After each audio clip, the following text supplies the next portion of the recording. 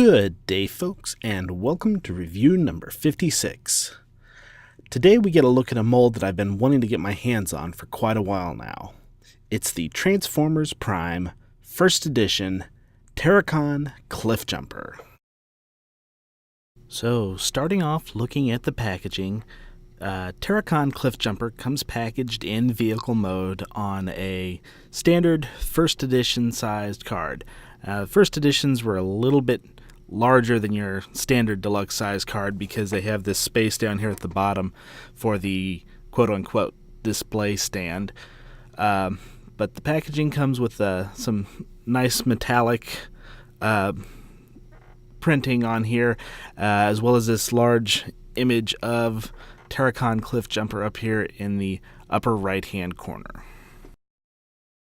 The back of the card features photographs of the figure in robot and vehicle mode, as well as robot and vehicle photographs of Viacon and Bumblebee, which are included in the same wave.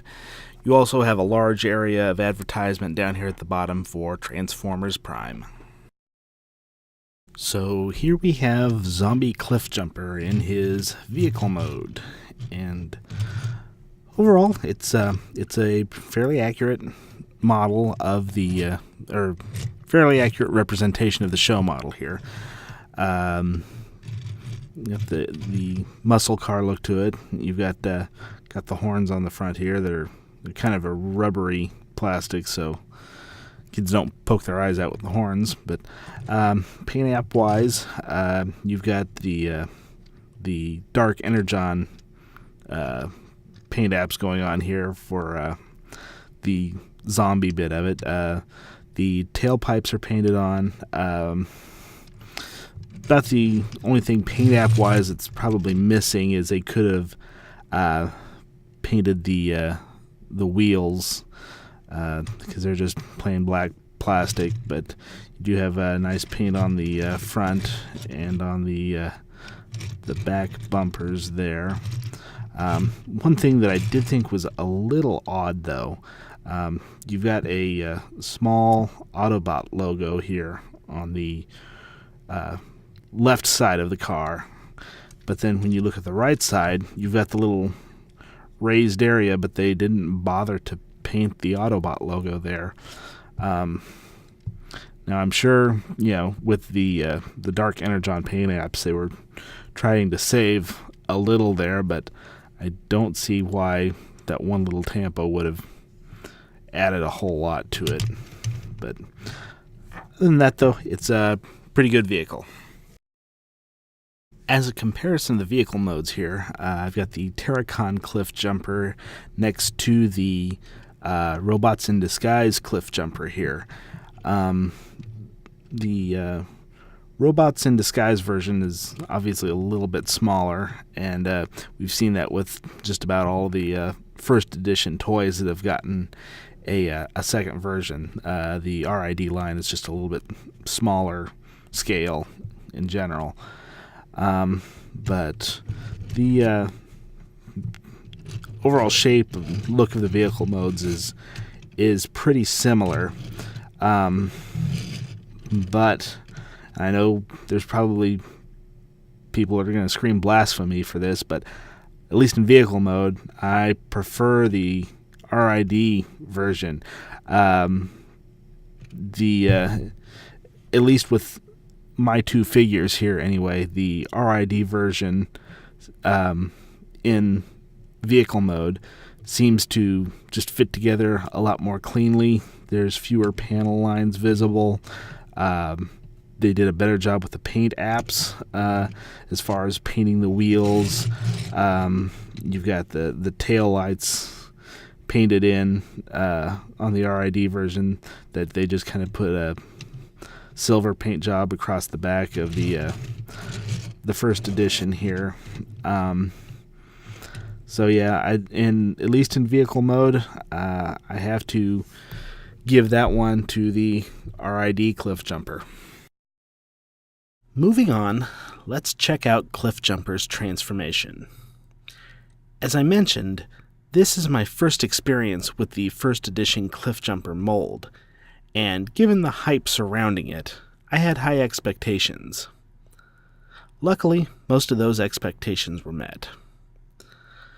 Unlike the RID Cliffjumper that uses preformed parts in many places of the transformation, this version of Cliffjumper strives to have a more complete transformation.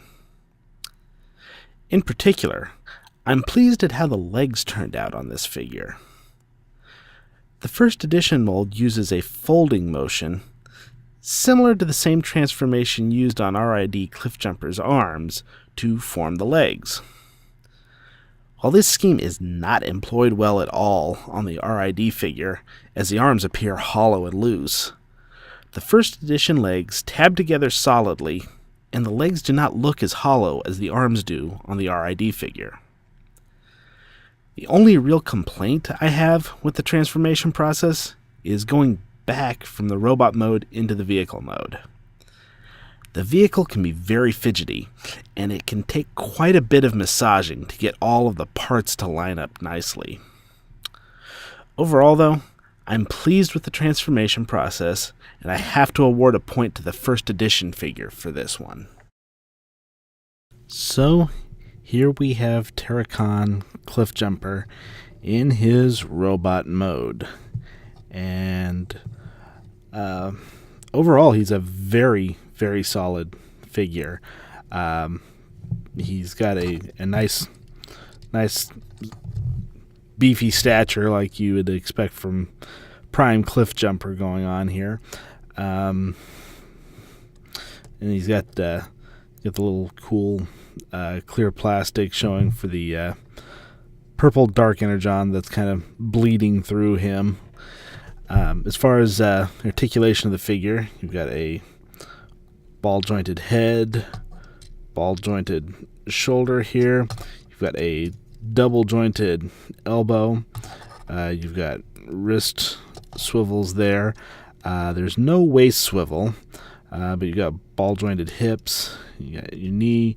You've got a little bit of ankle tilt going on here, as well as a forward and back tilt there.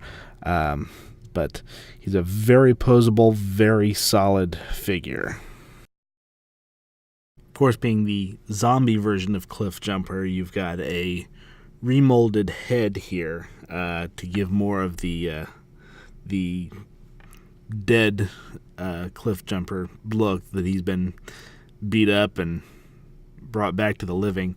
But you've got you've definitely got some nice details on the face.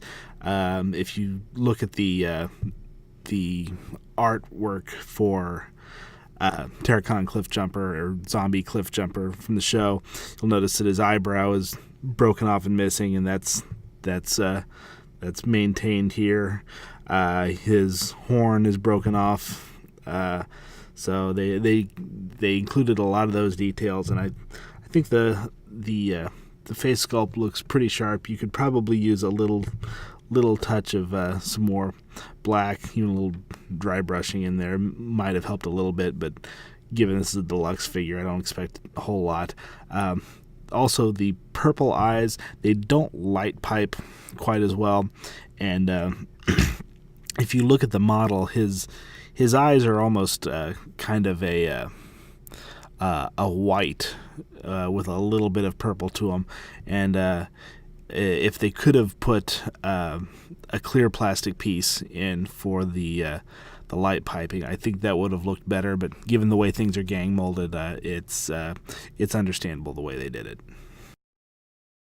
Now I finally get to compare the first edition Cliffjumper robot mode to the RID Cliffjumper robot mold, and I can see now where people who, especially those who had the first edition Cliffjumper, were disappointed in the way the RID Cliffjumper turned out.